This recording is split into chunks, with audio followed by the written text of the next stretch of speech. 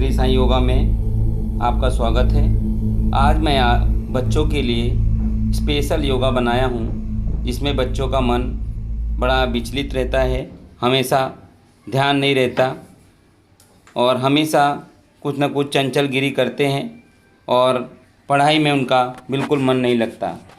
मन चंचल होता है, इसकी वजह केंद्रित रहना मुश्किल है। यही कारण है कि हमें अपने काम पर फोकस करने में मुश्किल होती है।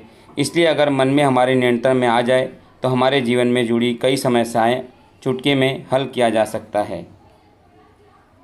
अब मैं आपको ताड़ासन के फ़ायदे बताता हूं कि ताड़ासन करते समय सांस पर ध्यान रखना चाहिए, जिसका अंतर दिमाग पर भी दिखा जा सकता है। इससे तनाव में राहत मिल सकती है और एकाग्रता को बढ़ाने में मदद मिलती है। ये है ताड़ासन। आपको मैं वृक्षासन के बारे में बताता हूँ कि इसके क्या फ़ायदे हैं।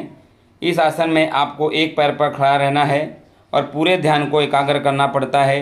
वृक्षासन करने से चिंता से मुक्ति पाई जा सकती है, साथ ही तनाव को भी दूर किया जा सकता है, जिससे एकाग्रता को बढ़ाने में सहायता मिलती है। यह वृक्षासन बच्चों के लिए बड़ा ही लाभदायक है। इसे कम से कम आपको पैर चेंज करके 10-10 बार करना है, कभी इस पैर पे और कभी दूसरे पैर पे, और आपको बैलेंस बिल्कुल बना करके रखना है और नॉर्मल ब्रीथ रखना है। इसमें आपका ध्यान एकदम स्ट्रेट होगा, आपका मन उस आसन पे लगेगा।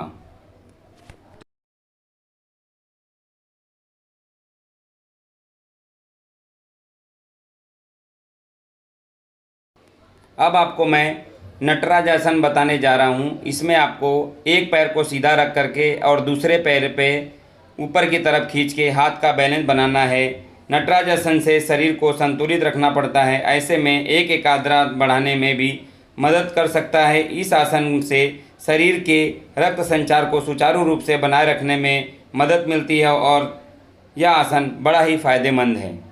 उष्ट्रासन बताने जा रहा हूँ। पहले वज्रासन पे आप बैठ जाइए और दोनों हाथों से आपके दोनों पैरों को पकड़ करके बैलेंस बना करके रखना है।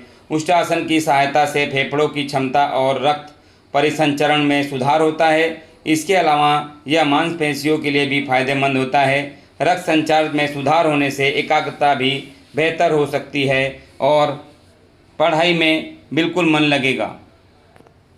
और इस आसन से आपके ब्लड सर्कुलेशन पूरे बॉडी पे मिलने के बाद आपका मन एकदम शांत होगा, आपको बिल्कुल गुस्सा ना आएगा और आपकी याददाश्त शक्ति बहुत बढ़ जाएगी। आपको अर्ध शीर्षासन के बारे में बता रहा हूँ कि आपको पहले सर को ज़मीन पे रख करके और आपके पैरों को आगे की तरफ लेना है और इसमें आपको खाली बैलेंस रुका के रखना है।